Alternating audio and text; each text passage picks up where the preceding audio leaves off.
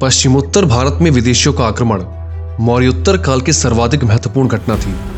विदेशी आक्रमणकारियों की श्रृंखला में सबसे पहले बैक्ट्रियन ग्रीक शासकों का नाम आता है, जिन्हें भारतीय प्राचीन ग्रंथ यवन कहते हैं।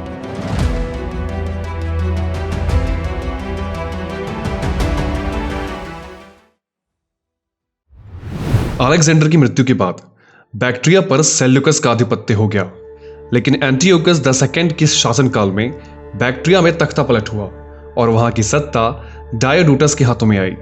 लेकिन उसकी मृत्यु के पश्चात उसके पुत्र की भी हत्या करवा दी गई और सत्ता यूथिडेमस नामक व्यक्ति के हाथों में आई। यहां तक कि सेल्यूकस वंश के एंटियोकस द थर्ड ने भी इसे राजा स्वीकार कर लिया और भारत के विरुद्ध अभियान का नेतृत्व इसने किया। यहीं से भारत पर लगातार विदेशी आक्रमण हुए। इसी बीच मध्य एशिया में कई वॉरियर ट्राइब्स निवास करती थीं और इसीलिए इनसे अपनी सुरक्षा के लिए 3rd सेंचुरी बीसी में चीन के सम्राट शी हुआंग ने चीन की विशाल दीवार का निर्माण पूर्ण कर दिया, जिससे इन कबीलों को पश्चिम में बढ़ने के लिए बाध्य होना पड़ा। इन्हीं ट्राइब्स में से जब 165 बीसी में यूजी ट्राइब्स और सीथियन ट्राइब्स के बीच में संघर्ष बढ़ा तो सीथियन ट्राइब्स को मध्य एशिया से भागना पड़ा और इसी विस्थापित ट्राइब ने भारत के इंडो ग्रीक भाग पर आक्रमण कर वहां के यवनों को पराजित किया और वहां अपनी सत्ता स्थापित कर ली।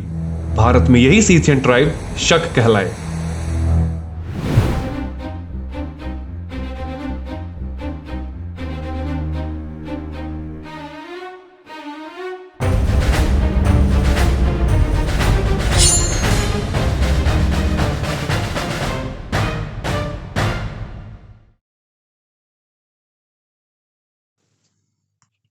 भारत के नॉर्थ वेस्टर्न प्रांत में बसने वाले शकों ने स्वयं को क्षत्रप कहा।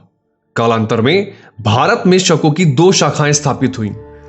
तक्षशिला एवं मथुरा के शक शासक उत्तरी क्षत्रप और नासिक और उज्जैन के शक शासक पश्चिमी क्षत्रप कहलाए। नासिक के क्षत्रप ने स्वयं को क्षहरात वंश का कहा। इस वंश का शासक भूमक था। इसी भूमक के समकालीन मध्य एवं दक्षिण भारत यानी डेक्कन में सातवाहनों का साम्राज्य था। सातवाहन वंश की स्थापना सिमुक ने लगभग 60 ईसा पूर्व में की थी। इसकी जानकारी हमें नानाघाट अभिलेख से प्राप्त होती है। इस वंश के कई राजाओं ने सातवाहनों का साम्राज्य आंध्र प्रदेश से लेकर पश्चिम में विदर्भ, मालवा और नर्मदा घाटी तक विस्तार किया। इसके अतिरिक्त दक्षिण में इनकी सीमा अमरावती तक जाती थी। शुरुआत में इस साम्राज्य का सर्वाधिक विस्तार सातकर्णी प्रथम ने किया। इसने अपने शासनकाल में कलिंग नरेश खारवेल के आक्रमण का दमन किया और उसकी मृत्यु के पश्चात कलिंग को अपने साम्राज्य में मिला लिया। लेकिन इसके बाद के राजाओं को लगातार शकों से संघर्ष करना पड़ा, जिसमें इनके महत्वपूर्ण प्रांतों को शकों ने अपने साम्राज्य में मिला लिया। मालवा, उत्तरी महाराष्ट्र और विदर्भ शकों द्वारा जीत लिए गए। संभवतः प्रथम शताब्दी में सातवाहन नरेश शिव स्वाति के समय शक नरेश भूमक को सबसे अधिक सफलता प्राप्त हुई, जिससे डेक्कन में सातवाहनों का प्रभाव कम हो गया। भूमक के बाद क्षहरात वंश की डोर नहपान के हाथों में आई। नहपान इस वंश का सबसे शक्तिशाली शासक था और इसने भी शकों के साम्राज्य का विस्तार किया।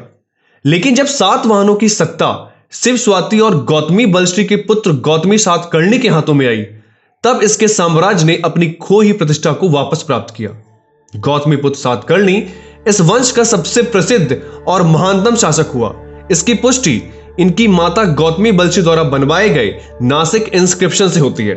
नासिक इंस्क्रिप्शन गौतमी पुत्र सातकर्णी को समर्पित है, जिससे यह पता चलता है कि गौतमी पुत्र सातकर्णी ने शकों, यवनों और पहलवों को हराया था।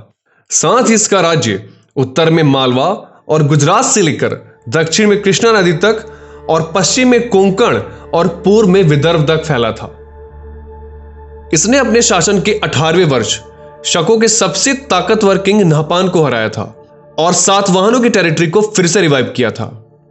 नासिक जिले के जोगलथंबी से प्राप्त हुए सिक्कों से पता चलता है कि ये सिक्के नहपान के थे, जिन्हें सातवाहन शासक गौतमी पुत्र सातकर्णी ने दोबारा ढलवाया था।